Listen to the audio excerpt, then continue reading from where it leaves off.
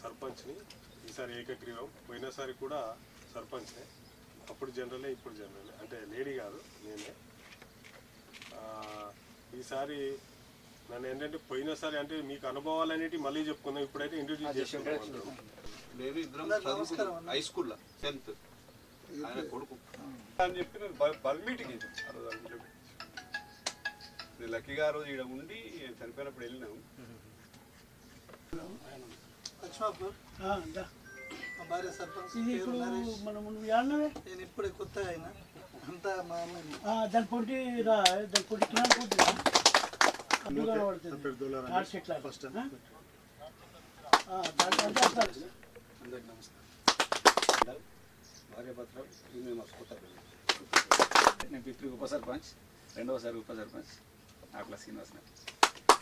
మేము చెప్పే అవసరం రుక్మాజీ చేపూరు నరసింహనాయుడు తోటి నేను 8th నుంచి పడితే ఇంటర్మీడియట్ దాకా క్లాస్మేట్ని. కాబట్టి ఇగో మా శాంతి మా సర్పంచే, మా అల్లుడే. చాలా కష్టపడి గెలిచినందుకు మీ అందరి తరఫున, నా తరఫున మీ అందరికీ కృతజ్ఞత. క్లాస్మేట్స్ అందరు గెలిచిన వాళ్ళందరికీ శుభాకాంక్షలు చేస్తున్నాం. పరిచయం చేసుకున్నాం.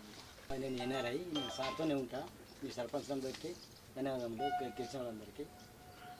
పల్లపు ఖానాపూర్ ఒడ్డెర బీడీసీ మెంబర్ని, మా సర్పంచ్ ద్వారా వచ్చాను, బోధస్ నరసింహ ద్వారా. నా పేరు బోధస్ నరసింహ, సర్పంచ్గా జనరల్గా గెలిచి ఫస్ట్ టర్మ్ మా నాన్న సీనన్న టర్మ్లో సర్పంచ్ పోటీ చేసింది. తర్వాత నేను ఎంపీటీసీగా డ్రాలో ఓడిపోయినా. నేను నాది ఒకటే స్థానం, సెకండ్. మొన్న ఈ టర్మ్లో సర్పంచ్ గెలిచిన ఎస్సీ జనరల్ నేను ఆ రోజు వచ్చిన మన ఏమంటూ వచ్చింది. నమస్కారం. చంద్రకాంత్ గౌడ్, మగ్గిడి సర్పంచ్. ఇప్పుడు అంతకుముందు వార్డ్ మెంబర్గా అక్కడ కాంటెస్ట్ చేసి విన్ అయినాను, కానీ లేని అక్కడ నుండి దుబాయ్కి వెళ్ళిపోయినా. అంతకుముందు వచ్చేసి అన్నతో పాటు పనిచేసేవాడిని, స్వరజాగరణ మనుషులు. అంతకుముందు వచ్చే వీపీ ఆర్మూర్ బాగ్ కన్నారుగా విద్యార్థి చేసి జిల్లా అధ్యక్షుడుగా పనిచేసిన Telangana movement. Amadapur sarpanch first time అయింది. మొన్న సర్పంచ్ మగిడి విలేజ్. అందరికీ నమస్కారం. నా పేరు శ్రీనివాస్, మగిడి వార్డ్ మెంబర్. నేను అందరికీ నమస్కారం. నా పేరు సారంగి శాంతి కుమార్. నేను చేపూరు సర్పంచ్ గెలిచిన, జనరల్ వచ్చింది, జనరల్ గెలిచిన. ఒక ఎస్సీ కేటగిరీ ఉండి కూడా నేను జనరల్ పోరాటం చేసిన. అది మామూలు పోరాటం కాదు. అందరికీ థ్యాంక్ యూ. వస్తుందని చెప్పిన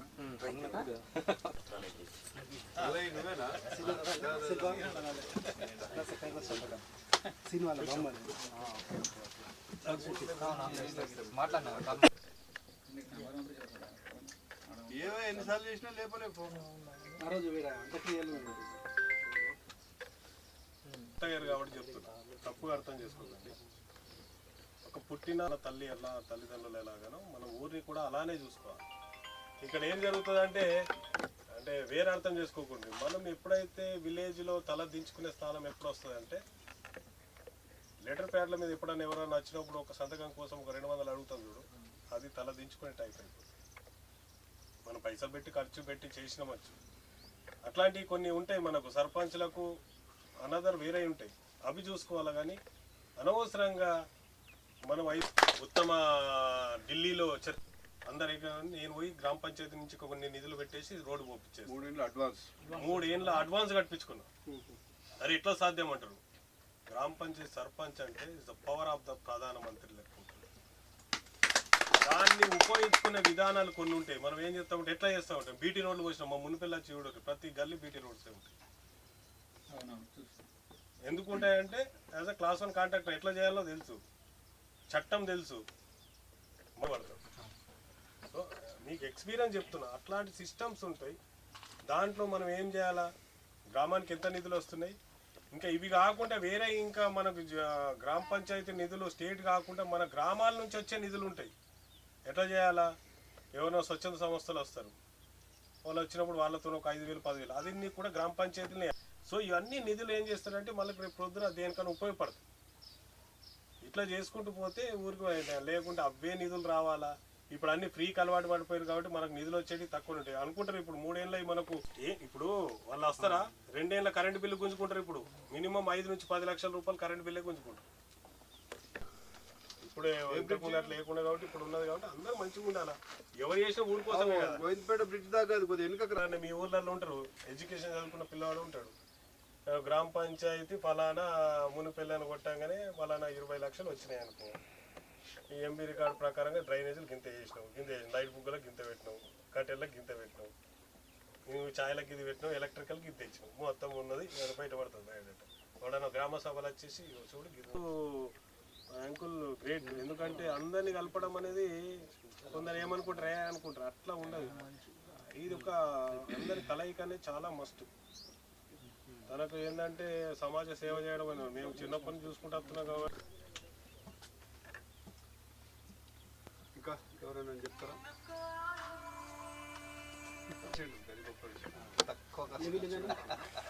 గోవింద్ మనం ఫీల్డ్లో ఉన్నాం. పాత సర్పంచులు అందరూ మనకు తెలుసు, వాళ్ళ పరిచయాలు బాగున్నాయి. అది ఒక సజెస్ట్ చేస్తున్నాను కొత్త సర్పంచ్ ఆగమాగం ఖర్చులు పెట్టుకోకండి. కొత్త కాళ్ళు కానీ కొత్త బ్రాస్లెట్ చేసిన దాకా కూడా బాగా నీకు ఎట్లా ఏమో లాస్ట్కు పోయినసారి మా ఇద్దరి బీసీలు వచ్చిండే. మొన్న బీసీ దాంట్లో కొద్దిగా బాధపడ్డాం. సో మళ్ళీ ఒకటి కాగానే అటు జనరల్ వచ్చింది, మళ్ళీ లేడీ రాలే, నాకు రాదు. ఎందుకంటే ఇంట్లో ఏమైపోతుందంటే ఉప సర్పంచ్ పెళ్లి కాదు. మా గ్రామంలో ఏకదాడిగా ఒకటై బీఆర్ఎస్ బీజేపీ ఒకటే అలయన్స్లో సర్పంచ్ మేము, ఉప సర్పంచ్గా రాజన్న గెలిపించుకున్నారు. అంతా సంతోషం. అదే చెప్తున్నా, నేను గెలిచిన విధానం చెప్తున్నా, గెలిచిన విధానం చెప్తున్నా. ఇవాళ వాళ్ళు ముఖం చూసుకుంటారు, మన ముఖం చూసుకుంటాం, అందరూ ఒకటే. చేయాలనుకుంటే మాకు కూడా కొన్ని డబ్బులు పెడతాము, తెచ్చి చేపించేస్తాం. కానీ అది ఏమొస్తున్నది, ఏది వస్తుంది, ఎట్లా వస్తుంది అది కూడా తెలియదు. కానీ మీకు అనుభవం ఉన్నది కదా, గీడి పోతే గీత వస్తుంది, గీత తీసుకురా అని చెప్పేసి. వాస్తవం మీరు మంచి క్వశ్చన్ అడిగారు. ఏంటంటే ఎవరి వ్యక్తిగతాలు వాళ్ళ, ఎవరు ఎమ్మెల్యేలు వాళ్ళకు ఉంటారు, తప్పు. కానీ ఇక్కడ ఏరియాకి సంబంధించి మంచి కూర్చోవాలా. మొన్న మా ఏరియాలో అదే పెట్టాం, సండే రోజు పార్టీ పెట్టినాం. 21 గ్రామ పంచాయతీలు ఎవరు లేరు, అందరు బయటనే. గ్రామ పంచాయతీ